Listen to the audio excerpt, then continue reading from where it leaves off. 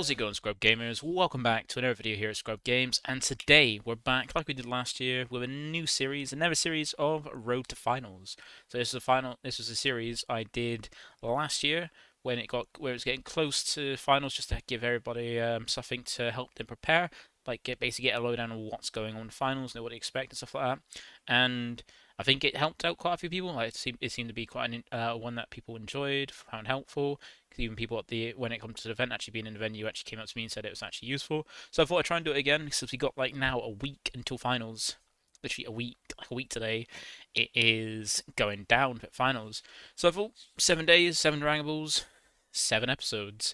So, and I thought we'd start for the first one, which is going to be quite short, and that is what can we expect from the format. But before we do get into the video, let me know if you do enjoy if you do enjoy the series when it comes to it. You come to watching it as well, and just basically help out the channel if you can do. That helps by liking the video, by leaving comments, asking questions, or leave any feedback, or even if there's something you want me to cover on the channel, feel free to do so.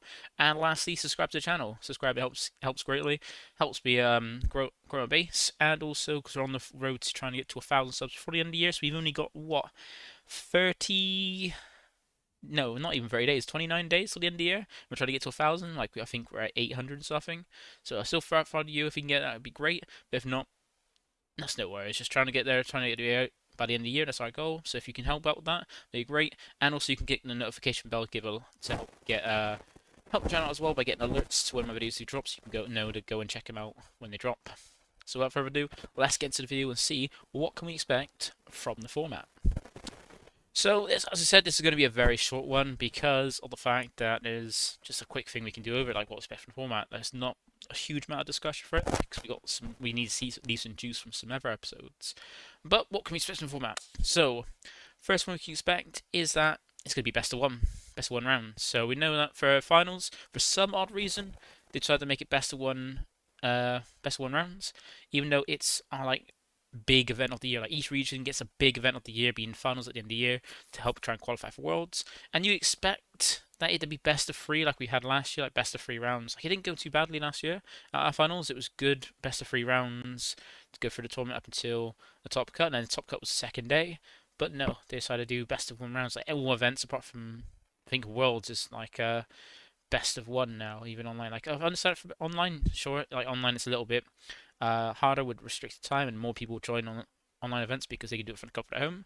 But when you go into an event, going in person, like flying all the way to another country to go and play in an event, especially your finals, you expect to be best of three. But unfortunately, best of 1 rounds with this. But at least it'll be a little bit easier because it'll be in person rather than online. Because I know online has a lot of like stigmatism to it, where there's been a lot of cheating. Like almost every event's got some cheating. Not every event, but almost every event has had some kind of scandal or cheating in it, and that's put for a lot of people I've spoke to. I know within some like at least in the UK at least, is that online with people cheating and stuff like that, 50 plays that go on, it's put off a lot of people going. That's why sometimes you don't see as much as you could be getting in online events. So best of 1 round is not the end of the world, but it's not as good as it could be. Like at least best of three, like best of one.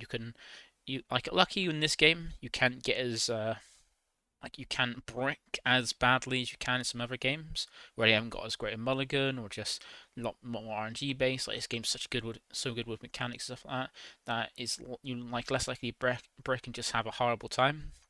But you can still do, but it's not as bad as other games. So like best of one, you can potentially brick and then just end up losing the game just because you open really badly and can't really play the game. And whereas best of three, if you lost game one, you still have against game two and three to still take the win, so you had a bit more chance. But best of one makes it a little bit harder. But at least now with Preside, you can't just get swamped by like a deck that's just great at just not having your answers. You can still side into things to help with those hard matchups. So it's not too bad. So this is best of one Preside. And then we've got the next one so the time is going to be 35 minutes plus 5 minutes of time, and that is plenty of time to get one game done. Like very easy to get one game done. But remember, there are decks in the format still, and there's some decks and some like playstyles that people adopt, like online, even like in every region, are some playstyles where people try to play very defensively, almost too defensively, where they're not trying to win, they're just trying not to lose, which is a bad way to play. And sometimes not enough time, but it is enough time to play out the game. At 35 minutes to play a single game plus 5 minutes to finish your time. Like the time bit is a bit iffy because you've got 5 minutes to play out 3 turns of time after the current turn, but sometimes a turn can last a little bit longer than that, like 5 minutes to just do, like if you've got a lot of interactions, a lot of things to do, like especially with comboing and stuff like that, deciding how much you're going to combo, if you can out combo, fix it out, if you want to take the damage or not, that can take a bit of time, so you can get slow played on that. But remember, that's where you can call a judge, but don't worry, we got ever episodes and stuff.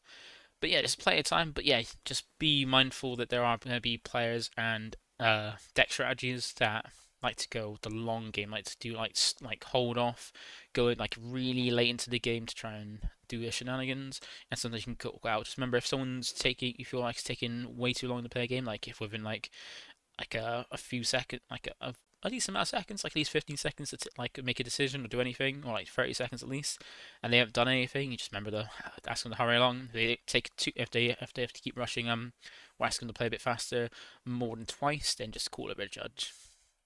Once again, we can get into that a bit more in another episode.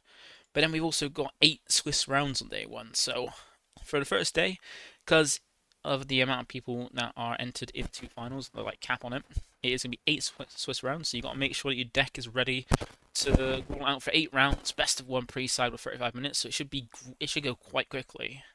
Like especially like 40 minutes for a game, a little bit for sorting out the time on time stuff, and then pairing and like making sure the results are in, pairing the rounds to get everybody seated.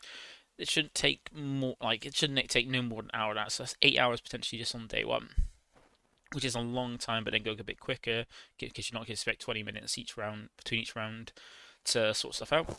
But yeah, 8 Swiss rounds is going to be a long day on day one, but it shouldn't be too bad with best of 1 rounds. So that's what we can expect. And also, it's top cut on day 2. So day 1 is when we just have to Swiss, just like get all the games done, and then the top 16 will go on to the top cut on day 2. So you'll have a nice little way to like just have a breather, get some food, get some rest before the second game to do the top cut if you can make it. And then the top cut is top 16. So then they battle out to try and see who gets the finals, and then whoever wins the finals goes on to Worlds. So remember, this is all about the EU final because once again, I am from the EU, so I'm focusing on my region. And then the last bit we've got here is the maximum for players is 256. Now, not all 256 players get onto it because I remember, I know it's sold out. Like, well, isn't it sell out because it's free for our finals? And I think for all finals, maybe no. I think it's just for like all regions apart from America. But our finals was free, so people just bought a ticket just because either planning to go or just in case they wanted to decide to go. So it's sold out after a few days. It just sold out completely. All tickets were taken, and there was even a wait list. So if you were planning to go, but all tickets were sold, you should shut yourself on the wait list. Like now, if you do it, you'll probably be fairly low on the wait list. Um, just in case you want to, because it could make a good holiday. Because it's in Barcelona, quite a nice place. Actually, be a lot warmer than, especially in winter for like most places. Like for in the UK, it's freaking freezing. But Barcelona should be nice. It looks to be nice for the weather for the weekend as well. But yeah, like not like just like with the ever finals, not all 256 players are going to show up. But I think for the last one they didn't have a wait list, but for this one they do. So as expected to have 256 players and max out, but some might like not go, like got a ticket just because they're planning to go, not be able to go, or something to come up but they can't go. So as long as you're on a wait list, if people don't show up and everybody shows up, there'll be a wait list to have players that do turn up in the hopes that you can still get in, So that's what you can expect from the format there. Also, there's one last thing you can expect from the format as well, because like with a lot of EU events, we kind of a weird meta. And we've got a weird meta where it's unique for that one event, and then it's not relevant for any other event. And for us, it's regarding the new set and its TBs. So just yesterday, Friday, the new set came out. So the brand new set 23, came out. And for the event, it's going to be legal. So that means you have to clamor. You have a week before the event to clamor around, get the cards, and a fair few good cards, like obviously Explosive Dance on the screen. And that is one of the chase cards from the set. And you've got a week to essentially scrounge around, get the stuff from the set to build your deck if you want to play any of the new decks. We'll go into some of the new decks in another episode.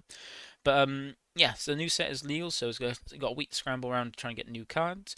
But the TPs for the set are not legal, and that's a good thing. Like this is like, even though it's a weird one of those never weird formats where something's legal but something's not. Like well, a good thing is well, we still have the ban list. I'll put that on here. We have the ban list in effect as well, so that at least that's a good thing to be in effect. 'Cause we've had events before where the ban list has been in effect, but the new set isn't going to be in effect, and the ban list is there to is there to like sort out the format for when a new set releases, but then it's legal, but the set's not. So it brings up this weird format where it's only for that event. It's this one-time format, and it moves on to the actual format of what it's meant to be, like with everything legal, everything in effect that should be in effect. In this case, we got the next set being legal, so new set's legal, which is weird given it's a week before. But then there's no. And the annoying thing about this is there's no pre-release either. It's a standard. It's a release event. You can have release events, standard release. You can get some packs, and it's to get like your pre-release kind of things. But no pre-release to kind of get a bit further in advance some of the cards to get that testing as well. Because luckily we've had the webcam locals to kind of get the testing with the new set. So you've got that bit of practicing with the new set to see what's effective, what's not, or like kind of get a kind of like a little bit of a kind of like a sense of the format, which is good. But the new TPs aren't going to be legal, and I say that's a good thing because the problem with TPs is like they're hard to get over unless you want to pay extortionate amount. If there's anything amazing in the set, luckily in this TP, there's nothing that's absolutely busted, but there are some cards that do affect the meta. Like in the new set, there's some generic there's some good decks in the set that you can get hold of. Like you basically might want to try and get hold of that could be good for the meta. And there's also some good cards in there just colors. Like some sets they have good generic cards for certain colors. Like in this case, Supposed Dance is a fantastic one that gives a big boost to red, and that's legal for it. So red gets a big boost for this upcoming event. But then with the TPs, you got some TPs that are not like absolutely crucial for a deck, but they help decks out. They make them a little bit better, especially since most TPs have a card for the set for the decks in the set as well to help them out. Whereas this way they're not legal. So if there's anything that's crucial for the deck to function as well as it can be, it's not legal. So it might be not as great for that deck.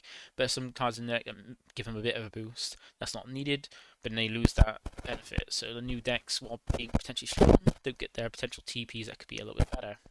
And one thing is like this Freezer is a really good one for U7 Gohan, the red one, because you can drop it for free, and it would be a good addition to the deck, but it's not legal, so it makes it less great as it could be. And it's not too bad. It's not as this kind of like unique format is better than everyone's, where we've had the ban list in effect, not new set. And the ban list kind of like screwed over some decks that could have been taken if they just did it, kept it as normal until the new set actually releases. But it's nice to have having a new set legal is good. It should have been a bit more time to actually get cards for it before it is use it. Like have a pre-release, so we can get cards a bit further in advance. And having the ban list is good to help like get rid of some issues in the current format. And having the TPs not legal is good because it's normally a lot harder to get TPs if they're delayed or anything like that, and those can be crucial and a lot harder to get. Whereas a set, you can just buy boxes or like singles of it a little bit easier. You can TPs. So that is it for the first episode. That is what you can expect from the format for the EU finals, and we're going to the next episode tomorrow. Like so, for each day going forward today. Until the actual day before the event, I'll have an episode just to help people prepare for the finals because it's the road to finals. So once again, thank you for watching. Feel free to like, comment, and subscribe, and I'll catch you all in the next one. Bye for now.